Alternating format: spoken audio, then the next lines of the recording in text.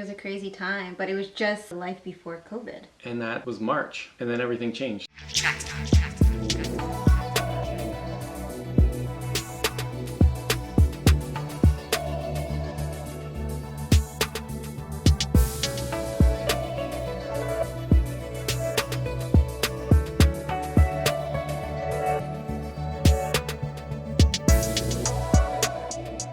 What's up, perfectly blended family, and welcome back to another video. I'm Chantel. And I'm Greg. And today's video, we are going to be recapping our 2020 events. But before we get into it, make sure you subscribe and hit that notification bell so when we drop a new video, you're alerted. All right, let's get right into it. So how did January start off? What was normal at that time? We were doing our regular hectic schedule, regular routine, and I don't think we realized how hectic it was until we look back at what a regular day was for us. Right. So my recollection of January 2020 all started with me trialing the Sugar Bear hair gummies for the very first time. And not only that, I initially started taking my acting classes. So the year started off pretty exciting for me. Okay. In addition to trialing the Sugar Bear hair gummies and acting classes, I was still working a regular 9-to-5 job and working at the hospital on the weekends. Classes Friday nights. Oh my goodness. So I work Monday to Friday as a community nurse, acting classes on Friday. Saturday was my only day off to run errands, do groceries, spend time with Greg and the kids. Sundays, I'd be working at the hospital, either on the postpartum unit or in the emerge department. So it was quite hectic, like working 6 days a week plus acting classes. So I was working, say, 5.5 days. And my schedule was more split up in that she would leave for work in the morning, I would be dropping the kids to school in the morning, then I would be going to work. I work a half day, then I get my workout in the middle of the day, then I pick the kids up, or you could pick the kids up, depending on the schedule. No, I always pick the kids up from daycare, yeah. It's so funny how things have changed. Because I pick them up all the time now. Yeah, so back then it was always me. Like I was done work at 4:30, so I would head right from work and I would go pick up the kids. And then I'd bring them home. They were in daycare. They don't even go to daycare anymore. It's changed so much. It's crazy. You're right. It's okay. I would only pick them up occasionally. Yeah. Like you'd get a workout and I'll go pick them up if that worked, but then I'm back to work. And I'm not back till like 8:30 in the evening. I would come home just to tuck them in like 3 days a week, and the other 2 I'd be home after they're already in bed. Yeah. So we rarely, and then you gotta get to bed to get up, and we'd have very little time with each other. I'd barely get to see the kids. Yeah. And then Saturdays, it was hectic because we only could do things on Saturdays. Yeah. Like Saturdays was our free day, and it was so compiled with errands that it's like working as parents 7 days a week. And the only time I got to work out was on my lunch break at work. So I only had 1 hour, so I literally put on my workout clothes, under my work clothes, and zip to the gym on my lunch break. And then I would still be working sometimes part-time on the Saturday. So I'd go to work, then you'd bring the kids to work because they had babysitting at the gym. So we could leave the kids there, we'd get a workout in together, and then the rest of the day is the only bit of time that we get. And yeah, we're doing groceries, we're doing laundry, we're cleaning the house.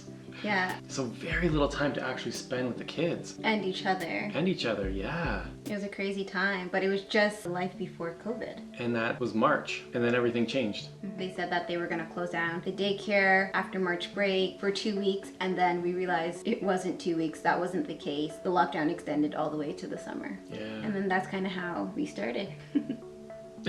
That's basically it.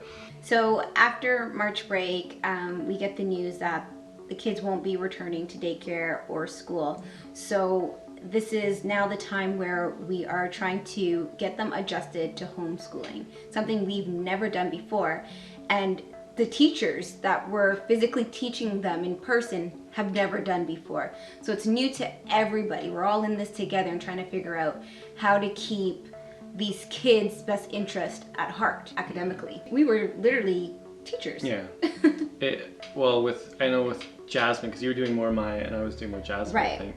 And it was going on in the morning, and there would be the work for the day, a couple little notes, do these activities, and yeah, so we became the teachers. We became the teachers, and actually what happened to me with work, it just stopped. There's a lot of changes that happened during that time, and I ended up taking a leave of absence so I can just totally focus on my family and kids at that time. So I was not working at the hospital, and I was also not working at my 8:30 to 4:30 job. I was strictly home and caring for the family. And same with me. Gyms are closed, I work at the gym, so I'm laid off. So I was home for a couple months. But you guys can check out Quarantine Life. That gives you a whole recap of what was happening at that time.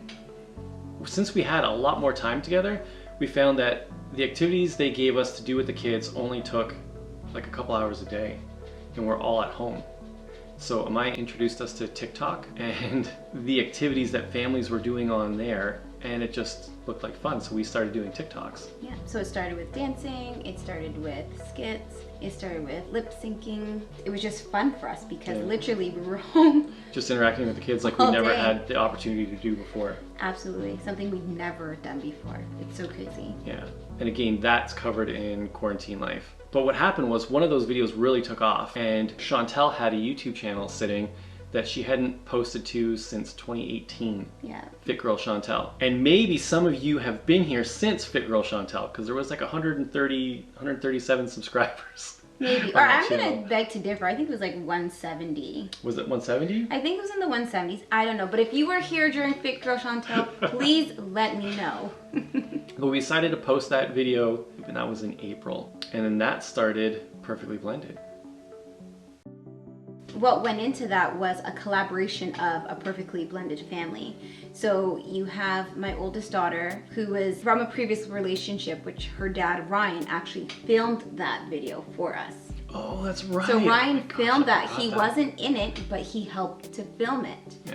And then you have Greg and myself, our children that were in it. We tried to incorporate, I think the only person that wasn't in it was Danny. He was too small, he's 2 at the time. So he's in the room watching, but he's sitting by the door on his iPad, and he's being a good little boy, and we're just filming. And it took us quite some time for, I think it's like 13 seconds or 15-second clip.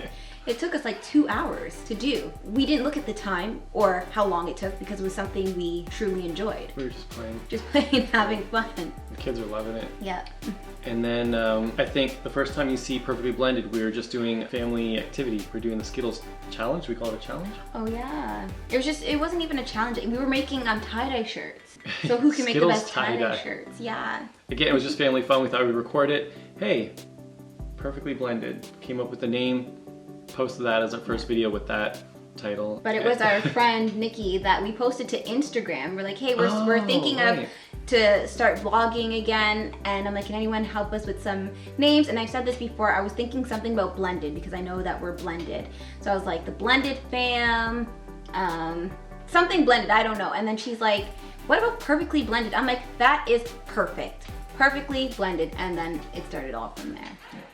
So I'm not sure how much we mentioned it in our 1,000 subscribers video or our 10,000 subscribers video, but after the Skittles video, we just kept going. We're just having so much fun. So that was sort of the family hobby, and we're just doing fun games, skits, meet the family, telling everybody about ourselves, and it just started growing. Yeah, so we're like, wow, people are really liking this. People are really enjoying the videos. Let's just keep going, not looking at the metrics so much, but looking at the enjoyment that the family's having, because that's kind of what was fueling the progression of making the content. Yeah, kids are having a blast. So our hectic lifestyle that we were living forever, that was us. Like, we didn't realize how really tough that was, like mentally stressful, until it was gone. And how much fun we're having with the kids and how much fun they're having with us. So when it came to an end, in terms of the lockdowns lifted, the kids have to go back to school, we have to go back to our jobs, and now we don't have as much time with the kids. We still wanted to keep those things going as much as we could. Yeah, we didn't really want anything to change. Yeah, so that's almost like stress in itself, because we tried to now incorporate those same activities, squeeze them in around our new schedules. Yeah. But keep in mind, I wasn't working, so I'm here still. What I really liked being a stay-at-home mom, essentially turning into a stay-at-home mom. I had all intentions of returning back to work. It's just not my return to work date yet. So I'm still able to stay at home, figure out what I want to do next, but also plan like what's gonna happen when these guys come home. What's really nice about being a stay-at-home mom is I can be there 100% of the time for the kids. I can work out on my schedule, I can eat on my schedule, I can nap on my schedule. The kids call me because they forgot extra change of clothes or their math book or whatever the case may be. I can just literally drop it off within 15 minutes. You know, and what I really loved about being home is that every single day they were back to school, Greg and I picked them up from the bus stop. Yeah, we're picking them up together. We've never ever done that. And if one of us wasn't there, they'd be asking for us. Yeah. Jasmine had I think the hardest time transitioning back. She didn't want to be at school. She loved it at home, and she still wants to be home. But check out Jasmine doesn't want to go back to school. That kind of gives you a full recap. She just got so used to being at home and playing on Roblox and just being with us that she just wanted to have fun. She was just having so much fun, and school for her was so different. They're sitting like 3 feet apart for them. They're sitting on the lengthways ends of the desk, yeah, end to end, versus like 4 at a table. Right, and some kids didn't return to school, some kids are online doing virtual learning. So it was completely different. She has to wear a mask all day, and she's like when I'm home, I can touch people, I can hug, I can play, I can kiss, and now I go to school and it's like, make sure you're 6 feet apart, and she didn't like that. She's a kid, like kids just want to have fun. The rooms are like sterile. They took Oh all gosh, the toys out, all the extra books out, everything is put away. Anything that actually gets used has to be wiped down and cleaned, so they're very limited to the resources they're able to use.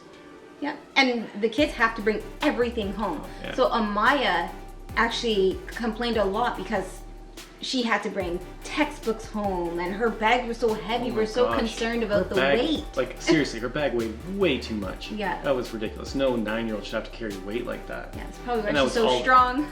Yeah, it's true though. We should mention we're just outside of Toronto, and so that's how the lockdown and the COVID's affected us so far. Right. And another thing that was really different for us is we are active gym goers. So we were going to the gym at least 5 to 6 days a week, and that cut down to only working out at home with bands and TRX equipment, which was so different. So to me, I felt like I was losing my muscles. Let's say that. I won't say... Yeah, it's definitely a different workout. It feels a lot different. Yeah. And you can't use the heavy weights. You just feel different. And how I felt was I was gaining weight. So it may, if you go back to 8-year anniversary, to be honest, the way I looked was probably, in my eyes, in my perception, like the worst I've ever been, because I wasn't able to work out. I've been home so long. You know what? I felt the same way. But then I was in the worst shape. Right? Because I was only working out now 4 days a week with limited equipment, and going from a 6-day a week pretty consistently for with years. Weights. With weights and gym equipment to that. And what I was gonna say is it just wasn't the same. Like I felt like I gained weight, worst shape of my life, even though we kept moving, which was good. We kept moving, we did what we can, and it's important to do absolutely. It just wasn't to the same level. It just wasn't intensity.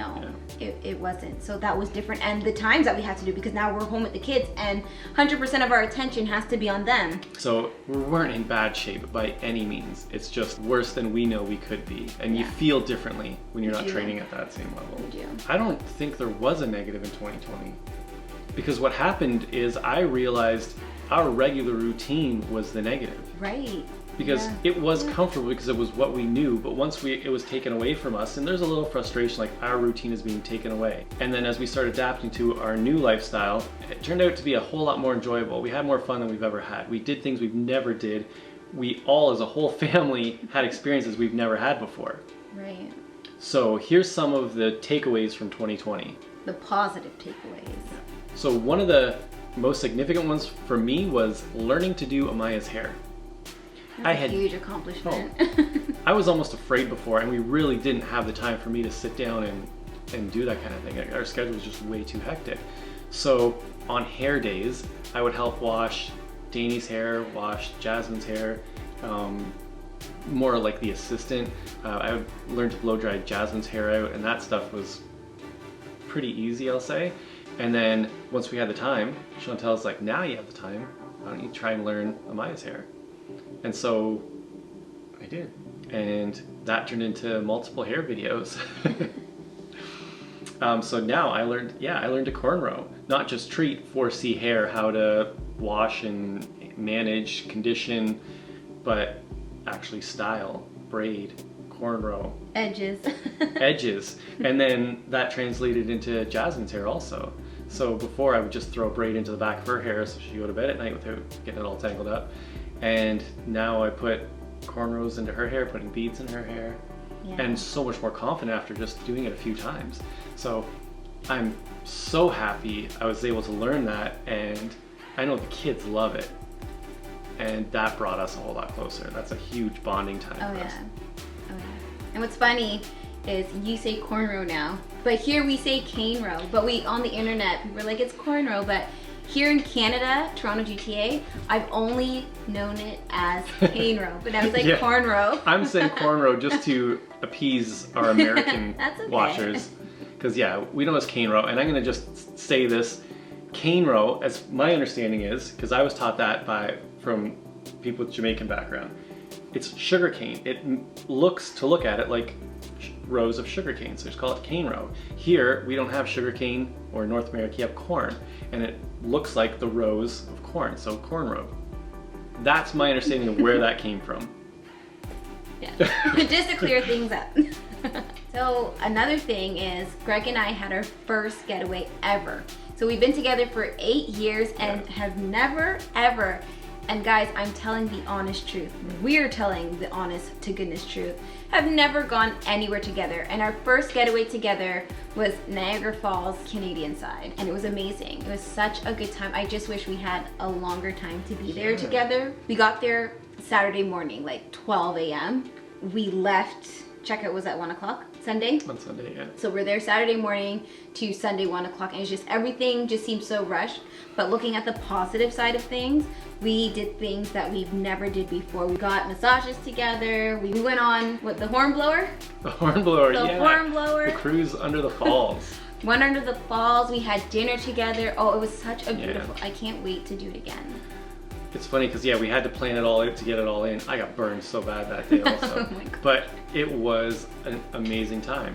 Your birthday dinner and everything. Oh, yeah, it was for my birthday. So we were still in sort of like it was there were restrictions due to COVID, but restaurants were still open. They just had social distancing. You still had to use your masks to walk about, but you still could use all normal amenities and see all the attractions, and it was actually had a good time there at Niagara Falls. Yeah. So another positive outcome is I was able to share my hair journey. When you started in January, there was no YouTube. We weren't even thinking about that at the time. So you were posting it to Instagram. That's right. Yeah, I was posting at least it was up to 3 months just on Instagram. So I'm just like, let me just throw this up so other people can have the opportunity to hear my experience and, you know, make a choice whether they want to use a hair product for themselves. All I wanted to do was give my honest opinion of the Sugar Bear hair gummies and share them with other males and females out there thinking maybe this vitamin might be for them. So it was the start of that. Yeah, and I got a lot of positive reviews for that. So thank you guys who've been following me from my videos with my hair journey. Positively impacted people. They're using them now and getting amazing results. We're so happy that you did recommend them. So shout out to you guys. Thank you so much for all the love. And you got results yourself, so it was a positive experience. It was a win-win. One of the things that we also got to find out was Jasmine's DNA. So it was important that we test Jasmine because she looks the most different out of our 3 kids first. We're gonna get them all tested, but she was the most interesting. Yeah, that's all it was. And the results were really interesting, and you can check that out in We Tested Jasmine's DNA. I thought that was great because we don't know specifically what our backgrounds are, but it gives us a little more, we know it's some of what Jasmine has anyway. Right, yeah. I think the only, and this is the last thing I'm gonna say about the DNA, I think we're really shocked about is she didn't have any Asian in her, and Jasmine looks like she has Asian. She looks like she has white and Asian. In addition to the positive outcomes we're discussing for COVID 2020, let's call it, I was doing so many auditions. So initially I signed with a talent agency December of 2019. And I would only get the odd audition here and there from December to say May. Then all of a sudden, June 2020, it's like bang, 5 auditions, bang, 7 in a week. And it was hectic trying to manage the auditions and the content. One of the things that I've really come to appreciate about acting is that every audition is like a job interview, and I don't think people realize that. So when I watch Chantel, she has another audition, like, great. And a lot of them are just taped right now because of the COVID, but still, you have to go over the lines, you have to go over what your role ultimately, and give it your best every time. You're trying to get booked, you're trying to get this job, and think, every single time you do an audition, it's like a job interview. It is. You're trying to give it your all, you're trying to give them what they want, so you're the one that gets booked. You might do 10 auditions in book 1, and you still have to put that time in every time. Yeah, it gets really time consuming. I had no idea what went on in this industry, and now just sort of sitting back and observing, a whole different appreciation.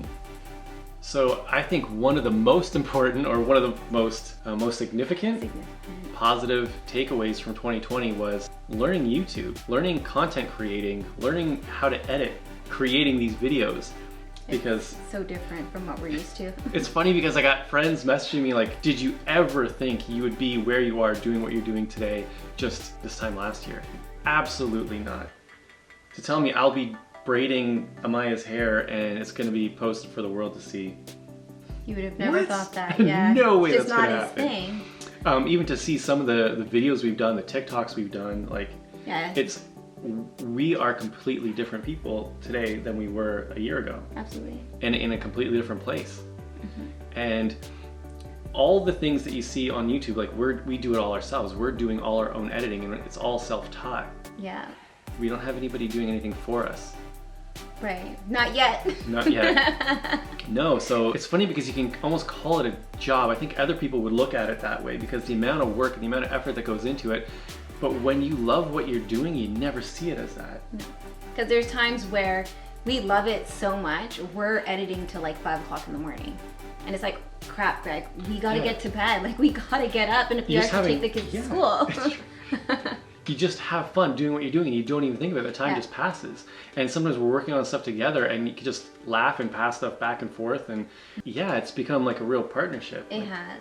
It really has. And I love it. I love every part of YouTube. I love the learning game. And most importantly, I just love the whole process and like the journey. Not only are we creating content for you guys to see, but when our kids are old enough, they can look back on a platform like YouTube to watch all these videos we created together. Like, there's no more need for like a picture album. We're posting all their pictures there, all those videos there, all their Christmas stuff there. Like, they can just go back and see it. And we discussed exactly. We discussed like our videos. We remember the time, like when we're recording, like what was going on in life at that time, which is so significant. So again, like quarantine life was like our first lockdown. Chantel, from the day I met her, she would have just folders and folders of photos, and I mean like digital folders, not photo albums as much, and everything's so perfectly tracked. Like if it happened in May of 2017, she has a folder for that. She can go find it, and she has everything, like it is so well organized. And YouTube has just become more storage space for us. You don't have to put it on the hard drive, just upload it to YouTube and it's there for us to see whenever we want to see. Whenever any of those videos get played, we get stuck watching them because it's just so interesting. It's just memories. Yeah. So essentially YouTube is a business, and ours is family run. We're running a family business, and it's amazing because we create our own schedule, and we live life for a living. And we live life for a living. That's a good way of saying it. Live your best life, share it, and get paid to do it. Yeah. That's something I'd recommend everybody just does. Absolutely. And you know, there's really no secret. So some of you guys are out there, you guys want to start YouTube, I absolutely encourage you to do. There's a niche for everybody, and we have been transparent with YouTube from day one with the things that we're doing. If you go back to 1K, if you go back to 10K, we share tips, we let you know how we did it. But yeah, we've been really loving this journey, and we love sharing and documenting the journey with you guys. One of the most fascinating things I found was, you know, I had Instagram before and I kind of use it, like I just post interesting things that are just interesting in my life, things that I like to remember. And because I like lifting weights, a lot of it is just like PRs. I pressed this weight today, I've got it recorded. Now I can actually look back, 2018 I did this. But I didn't really, like I said, our schedules are so hectic, so there's not much else on there. Yeah. But what I noticed was the people that I would be interacting with on Instagram it was pretty much North America. For some reason, when we got on YouTube, I thought the platform would be very similar. I didn't realize how far the reach actually was and how Huge. this is really a global thing and how we've built such a community in such a short time. Yeah. I think it's amazing that we're talking with people all over the world. Yeah. So yeah, like that's us in the comments. We love the interaction. It's amazing. Yeah. And we have online friends. yeah, that's like we look forward to comments from people. Love the love we're getting from you guys. Oh my gosh. Thank you guys so much. Yeah, thank you. So what's the biggest takeaway? The biggest takeaway. I think the bond we've built as a family, getting to have all that time together and getting to do the activities we've been doing has been amazing. I am so grateful that we've had that opportunity because I think it's one of those things that most people don't get. You don't get that time to share as a family. You don't. And so being able to have that, being able to share with people what's possible and being able to meet other people and grow the way we're doing, like growing personally. Yeah. And all the experiences that we're having, it just keeps building and we get more and more. It's exciting and I just want to see what's next. It is. So currently right now, as of December 26, Ontario-wide entered another lockdown. So we currently are in lockdown. I think we were a little bit more prepared this time for the second lockdown. Yeah, there wasn't a big panic. The shelves weren't cleared in the grocery store. There was actually toilet paper available. Yeah. I don't know why toilet paper. Yeah, so we're starting off 2021 in another lockdown, but we are super hopeful and we know that 2021 we're gonna make a great year. Yeah, it's gonna be amazing. I look forward to it. Thank you guys so much for being with us, and we'll continue to share this progress with you. All right guys, so that's the end of our 2020 recap. We hope you enjoyed it. Please make sure you subscribe and hit that notification bell because we don't want you to miss a thing. All right guys, we'll see you in the next video. Bye.